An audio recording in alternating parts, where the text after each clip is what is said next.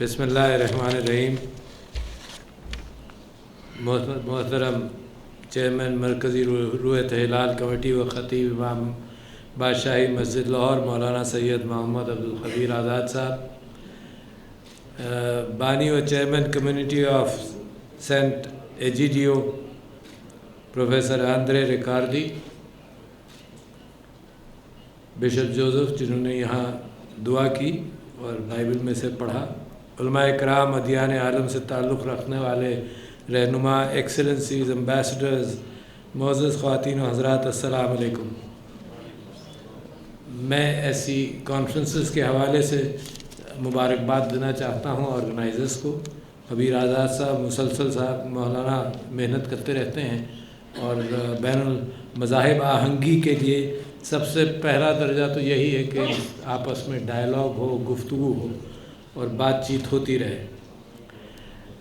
اس کے ساتھ ساتھ میں بہت ساری چیزوں پر اپنی رائے آپ کے سامنے رکھنا چاہتا تھا، اختصار کی کوشش کروں گا، مگر میں سمجھتا ہوں کہ ایک تو یہ ڈسکشن ہے اور ایک امید ہے جو انسانیت وابستہ کرتی ہے مستقبل کے ساتھ وابستہ کرتی ہے اس غلط فہمی میں کہ وہ ماضی سے بہت کچھ سیکھ چکی ہوگی، حالانکہ انسانی ہمدردی اور انسانی نفرت اور انسیکیورٹیز یہ بچپن سے انسان کے اندر اللہ تعالیٰ نے ایسا تخلیق کیا انسان کو کہ وہ پروگرامڈ ہے۔ ہر جنریشن کوشش کرتی ہے کہ امن قائم ہو، ہر جنریشن کوشش کرتی ہے کہ اصلیت جھگڑے کو ختم کیا جائے۔ ہم اور آپ اپنے خاندانوں میں اس کی کوشش کرتے ہیں، اپنے رشتہ داروں میں کوشش کرتے ہیں، اپنی قوم میں آج کل بھی کوشش کر رہے ہیں، اور کبھی کبھی کچھ جگہوں پر نا امیدی بھی ہوتی ہے اور غلط فہمیاں ہمارے ذہن میں بڑھتی چلی جاتی ہیں۔ تو ایک ہے ایکیڈمک ایٹیٹیوڈ جس کے اوپر ایسی محفلوں میں گفتگو ہوتی ہے، ایک ورلڈ کی پریکٹس ہے، دنیا کی پریکٹس ہے۔ دنیا پریکٹس کیا کرتی ہے؟ اصل میں ہماری اولادیں سیکھتی ایکیڈمک انداز سے نہیں ہے، صرف ایشوز اور موریلٹی نہیں سیکھتی، وہ سیکھتی وہ ہیں جو دنیا میں ہوتے دیکھتی ہیں، وہ قوموں میں جو ہوتے دیکھتی ہیں۔ بس صرف فرق یہ ہے کہ کہیں میرا رشتہ دار میرا دشمن بن جاتا ہے وراثت کے اندر، جھگڑے کے اندر، پراپرٹی کے اندر، کہیں کوئی رنگ اور نسل کے اعتبار سے دشمنی ہم پیدا کر لیتے ہیں، کبھی قوموں کی بنیاد پر دشمنی پیدا کر لیتے ہیں۔ صرف فرق یہ ہے کہ ہم اس نام کو ریپلیس کرتے ہیں، مگر ہمارے اندر کے جذبات یونیورسل ہیں۔ آپ سمجھ رہے ہیں میری بات کو؟ میں صرف اس بات کو، ہم آہنگی کو مذاہب کی بنیاد پر نہیں رکھنا چاہتا، میں تو آپ کے اندر کے دل سے بات کرنا چاہتا ہوں کہ یہ اندر سے نکلتی ہے، اور ہر چیز میں فٹ کر دیتے ہیں آپ کہ جہاں مذہب میں کوئی ایکسپلائٹیشن کا امکان ہے تو مذہب کو یوز کر لیا جاتا ہے۔ دنیا میں جتنی تحقیق ہوئی پچھلے 20، 25، 30 سال میں دہشت گردی کے حوالے سے، تو اس نتیجے پر دنیا یہاں بھی پہنچی کہ یہ اس مذہب کا لیبل لگا لیا جاتا ہے، مگر اصل میں جنگ زمین کی بنیاد پر، پراپرٹی کی بنیاد پر، نیشنلٹیز کی بنیاد پر ہوتی ہے۔ جہاں بھی دیکھ لیجیے دہشت گردی، سوسائڈ بامبنگ جو ہے، مثال کے طور پر وہ جاپانی پائلٹس نے بھی کی، جو سوسائڈ بامبنگ جو ہے وہ سری لنکن بدھسٹ نے بھی کی۔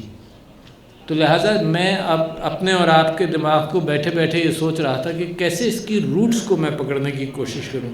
تو احترام انسانیت کے حوالے سے بڑی اچھی ریسرچ ہے جس سے میں خود پریشان ہوتا رہتا ہوں۔ مثال کے طور پر میرے ذہن میں یہ آتا ہے کہ انسان کی عقل جو ہے اور ریشنالٹی جو ہے وہ پچھلی صدی کے اندر بھی غالب رہی ان مقاصد کے اندر جس مقاصد کی بنیاد پر ہم آہنگی شروع کی گئی، چاہے وہ اقوام متحدہ ہو یا جو بھی ریجنز ہوں، کیونکہ یورپ نے مسلسل جنگ دیکھی، کوئی 100 سال کی جنگ بھی دیکھی، کوئی 30 سال کی جنگ بھی دیکھی، اور یورپ پر خود بھی اپنی چیزوں سے پریشان ہو گیا۔ ہولوکاسٹ بھی یورپ نے دیکھا، اور انہوں نے سوچا یہ کہ اب اقوام متحدہ بنا لی جائے گی تاکہ یورپ میں جنگیں نہ ہوں۔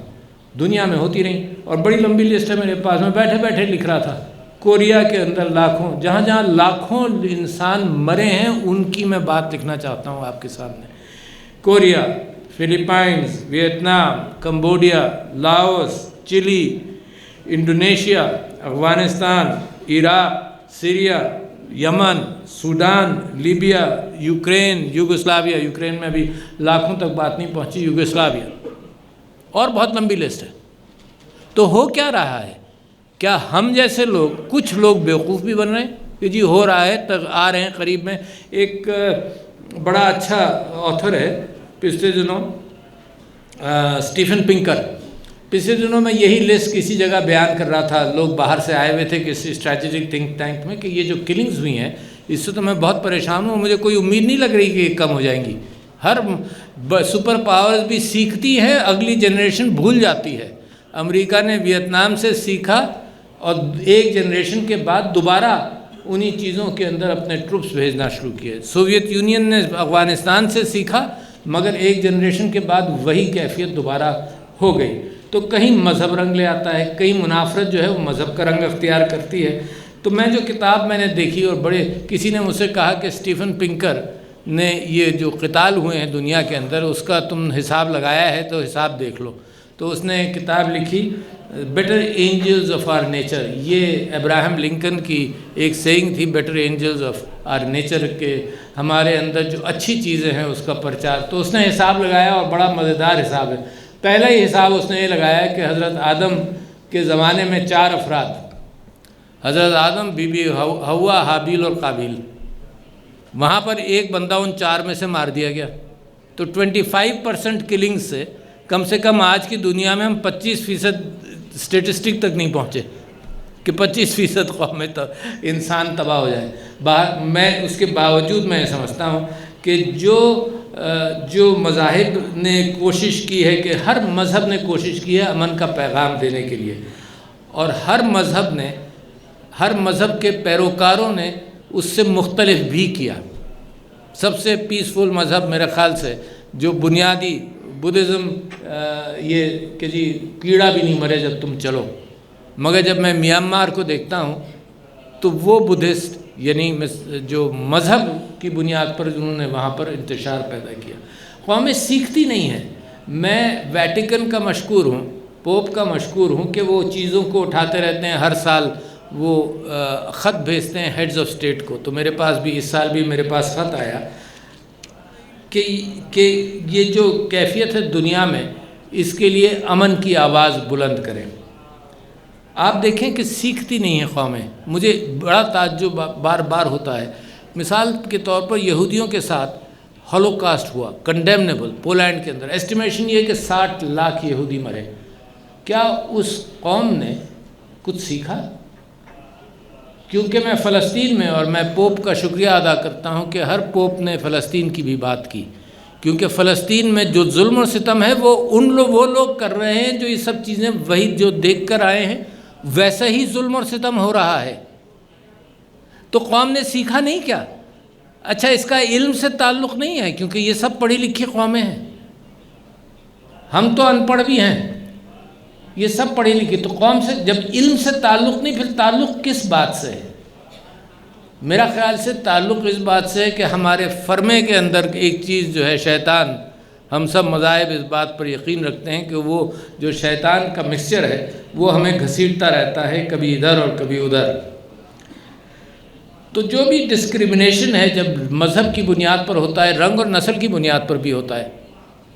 हमने आवाज़ उठाई, पोप ने भी आवाज़ उठाई और आज भी आवाज़ उठा रहे हैं। मैं पोप का नाम क्यों बार बार ले रहा हूँ? क्योंकि मैं समझता हूँ कि ताकतवर कौमों के अंदर पोप का बड़ा असर होना चाहिए। लिहाजा जब वो कोई बात कहते हैं तो मैं कहता हूँ कि ज़रा सोचो, जो इंसान और इंसान में जब फ़र्क आप रखेंगे तो जानों में भी फ़र्क होगा, जानों की कीमतों में भी फ़र्क होगा। तो जब रेफ्यूजीज़ जो अमन तलाश करते हैं उन ममालिक में परेशान होकर, जिन ममालिक में उनको जान का ख़तरा है, मैं उस पर नहीं जा रहा कि जान का ख़तरा उन ममालिक की ख़राबियाँ क्यों हुई, क्यों मेरे पास बहुत सारी मिसालें और हैं, मगर गुफ्तगू दूसरी तरफ चली जाएगी। वो मिसालें हैं कि जी अफ़गानिस्तान में क्या हुआ और लीबिया में क्या हुआ और सीरिया में क्या हुआ, मैं उस तरफ नहीं जाना चाहता हूँ। मगर मैं ये आपसे बात कहना चाहता हूँ कि जो वहाँ के हालात से मुस्तरब और परेशान हैं, انسان کو حق پہنچتا ہے، اپنے بیوی بچوں کی طرف بھی دیکھتا ہے، اور جب اس کی آنکھوں میں آنسو آتے ہیں تو وہ کہتا ہے کہ میں یہ جگہ چھوڑ کر اللہ کی کسی دوسری جگہ پر جاؤں. اور ریفیوجیز کا جو حال ہے جانے کا، تو وہ بہتر جگہ پر جانا چاہتا ہے. تو لہٰذا میڈیٹرینین میں ڈوبنے دیتے ہیں. قومیں اس پر انویسٹ کرتی ہیں کہ اندر نہیں آنے دینا، مرنے دو ان کو. باقاعدہ یورپین یونین پیسہ دیتی ہے کوسٹ گارڈز کو آف لیبیا اور سب جگہوں پر کہ بھئی کشتی ادھر آنے ہی نہیں دو. باقی کیا ہوتا ہے ہمیں کوئی سروکار نہیں. باقی کیا ظلم ہوتا ہے کہ عورتیں پروسٹیٹیوشن میں ڈال دی جاتی ہیں، جن کو یہ مائیگرنٹس کو یہ پکڑتے ہیں، پروسٹیٹیوشن میں ڈالی جاتی ہیں، کرمنلز بن جاتے ہیں. جو کچھ ہوتا ہے یہ میرے آنکھوں کے سامنے ہو رہا ہے. اچھا، اور ہم یہ تصور کریں کہ سوشل میڈیا آج کل تو اتنا مضبوط ہو گیا کہ ہر تصویر نکلتی ہے. وہ تصویریں نکلنے کے باوجود یہ کیفیات ہیں، کیونکہ کاؤنٹر تصویریں بھی نکلتی ہیں. لہٰذا مجھے اور آپ کو، مجھے تو پاکستان سے فکر ہے. دنیا میں جو ہو رہا ہے اس کا غم تو ہے، مگر وہ میرے فریم آف انفلوئنس میں بہت دور ہے. میرا ایریا آف انفلوئنس جو ہے وہ پاکستان ہے، اور آپ لوگوں کا ایریا آف انفلوئنس جو ہے وہ پاکستان ہے. تو لہٰذا میں ایکیڈمک گفتگو کرتا ہوں جب بین الاقوامی کیفیات پر بات کرتا ہوں. اس کے ساتھ ساتھ میں پاکستانیوں کو مبارکباد دیتا ہوں کہ ریفیوجیز کا آپ نے حشر جو پچھلے 8-10 سال سے دیکھ رہے ہیں. پاکستان کا تو دل بہت بڑا ہے. پاکستان نے 40 لاکھ افغان پناہ گزین ریفیوجیز کو ہم نے پناہ دی ہے. بہت بڑا فگر ہے، چھوٹا نہیں ہے. یہ جو ہمیں مورالٹی کی نصیحت مسلسل ملتی رہتی ہے، اس مورالٹی کے وزن میں آپ یہ بات ڈال دیجئے کہ جو ملک بھی ہم سے یہ کہتا ہے کہ تم ہیومینیٹیرین رائٹس پر بات کرو، تو میں اس سے کہتا ہوں کہ جس پروپورشن سے پاکستان کی آبادی نے ریفیوجیز کو ویلکم کیا، ریفیوجیز کو کیا، اس میں فرق نہیں کیا کہ یہ $200,000 لاؤ گے تو پھر تم پاکستان آ سکتے ہو. یہ فرق پاکستان نے نہیں کیا. میں سمجھتا ہوں مجھے نصیحتوں کی ضرورت ہوگی. جو حضرت عیسیٰ کا قول ہے لیٹ ہم کاسٹ دا فرسٹ اسٹون، جو خود ان چیزوں سے بچا ہوا ہو. میں اسی قول کی بنیاد پر آپ سے کہتا ہوں کہ ہمیں ہمیشہ ہم سے کہا جاتا ہے کہ تم سوچو. تو یہ تو حال دنیا کا ہے. اور میں سمجھتا ہوں کہ اس کے اندر ظاہر ہے، جیسے میں نے آپ سے کہا، فلسطین کا مسئلہ آپ لوگ بھول بھی جاتے ہیں. فلسطین کے اندر بہت بڑی آبادی جو تھی وہ کرسچنز کی تھی. آپ کو نام بھی یاد نہیں ہوگا. Doctor George حباش was the president of the Palestinian Front for the Liberation of Palestine. He was a Christian.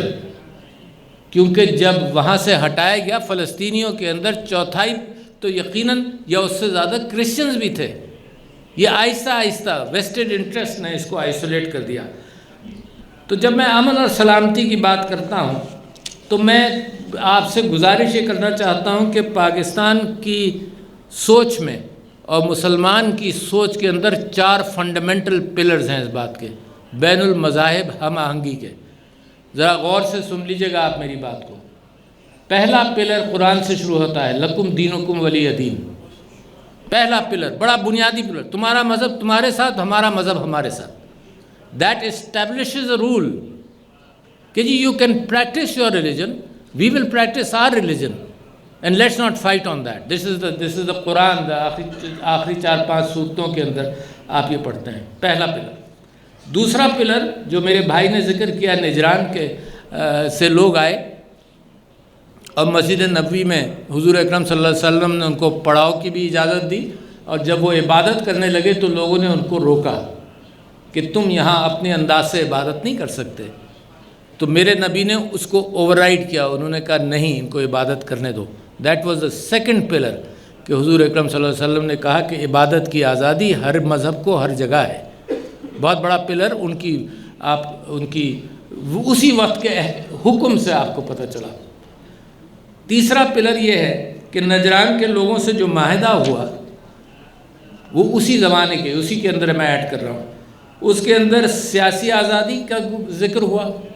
جو کرسچنز مسیحی لوگ آئے تھے ان کے ساتھ جو معاہدہ ہوا ریٹن، اس کے اندر سیاسی آزادی، مذہبی آزادی، معاشرتی آزادی، معاشی اور قانونی آزادی، 5 اصول اس پیکٹ کے اندر ڈسکرائب ہوئے. یہ میں نے آپ سے بیان کیا the third stage. The fourth stage is بالکل سملر. چاہے لوگ چیلنج کریں کہ کہاں سے کیا بات آئی، اس کو چھوڑ دیجئے. میں نے ایک مضمون لکھا 2006 کے اندر، the charter of Christian Muslim harmony, شاید اس نام سے چھپا، charter of Christian Muslim harmony. اور میں نے تلاش کیا ایک ڈاکومنٹ جو سینٹ کیتھرینز چرچ مونسٹری کے اندر، صحرائے سینا کے بیچ میں یہ مونسٹری ہے، اور وہ کلیم یہ ہے کہ یہ مونسٹری وہ جگہ ہے جہاں حضرت موسیٰ کا اللہ تعالیٰ سے گفتگو ہوئی، جس کے اندر یہ ہے قرآن کے اندر اور بائبل کے اندر بھی کہ وہ برننگ بش تھی، آگ نہیں لگ رہی تھی، حضرت اللہ کا نور ان سے بات کر رہا تھا. اسی واقعے کے اندر اللہ تعالیٰ نے فرمایا بائبل میں کہ موسیٰ چپلیں اتار کر بیٹھو یہاں پر. شاید بعد میں ہمارے مسجد کے اندر اور عیسائیت مسیحیت کے اندر بھی یہ بات آئی کہ سیکرڈ، اور بائبل کے اندر یہ ہے کہ this is a sacred place, take off your slippers. تو جتنی رینیسانس کے زمانے میں حضرت موسیٰ کی تصویریں بنائی گئیں، اس کے اندر حضرت موسیٰ زمین پر بیٹھے ہیں، برننگ بش آگے ہے اور چپلیں دو سائیڈ میں رکھی ہوئی ہیں.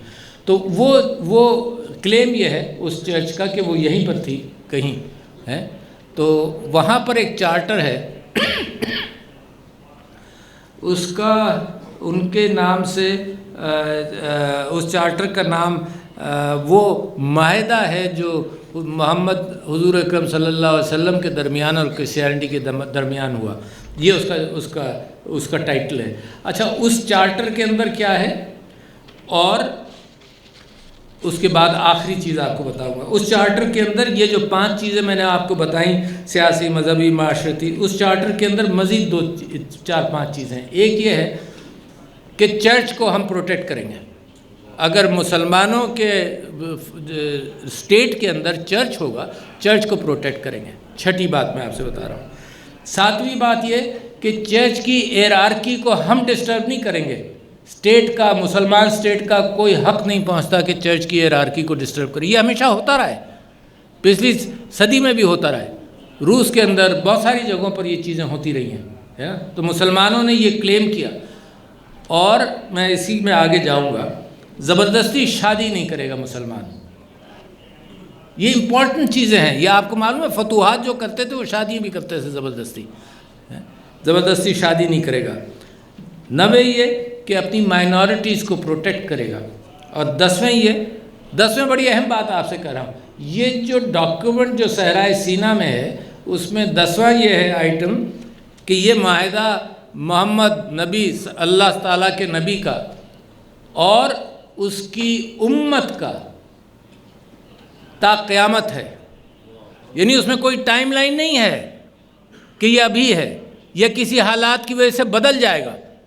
یہ وہ قوانین ہے جو میرے نبی نے لے ڈاؤن کیے کہ حالات سے جو نہیں بدلتے. قرآن کا پیغام جو ہے لکم دینکم ولی دین، کیا حالات سے بدل جائے گا؟ اعوذ باللہ، حالات سے نہیں بدلتا. These are the foundations. اچھا، اور آخری اس کے اوپر مہر کب لگی؟ اسی سے ملتا جلتا ایک ڈاکیومنٹ ہے جو حضرت عمر کے متعلق کہا جاتا ہے کہ حضرت عمر نے سائن کیا یروشلم میں. تو یہ فاؤنڈیشن پلرز ہیں. تو میں آپ سے کہتا ہوں کہ دنیا اس وقت، اب میں نے آپ کو فاؤنڈیشن بتا دی مذہب کے حوالے سے کہ 4 بڑے پلرز ہیں.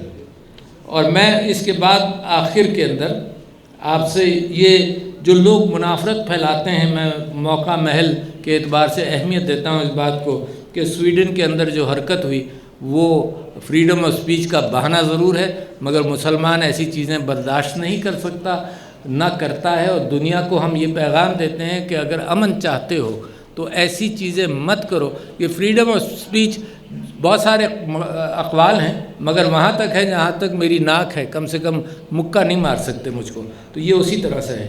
اچھا، تو میں آپ کے سامنے جو آخری بات آپ کے سامنے کہنا چاہتا ہوں وہ یہ کہ یہاں بیان بھی ہوئی کہ نئی دنیا کے آرڈر کے حوالے سے، انوائرمنٹ کے حوالے سے، گلوبل وارمنگ کے حوالے سے کوآپریشن کی ضرورت ہے. یہ دنیا پکار رہی ہے، انسان پکار رہا ہے کہ کوآپریٹ کرو. پاکستان کے اندر ایک الگ کیفیت ہے. میں آپ کو یہ موقع محل نہیں ہے. پاکستان کے اندر پاکستان کے عوام پکار رہے ہیں اپنی لیڈرشپ سے کہ come together, keep that in mind. It's a overall انسان ہے نا.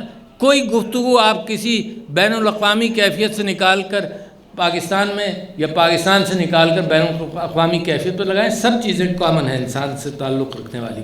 تو میں سمجھتا ہوں کہ گلوبل وارمنگ، انوائرمنٹ سے تعلق، ان سب چیزوں کے اندر بے انتہا ضروری ہے کہ دنیا کوآپریٹ کرے. Vested interest based international organizations, جس کے اندر میں اب یونائٹڈ نیشنز کو بھی ڈالتا ہوں، کہ جہاں جس کی لاٹھی اس کی بھینس، جتنا تگڑا جتنا پیسہ جو ہندوستان کے اندر ہو رہا ہے مائنورٹیز کے ساتھ.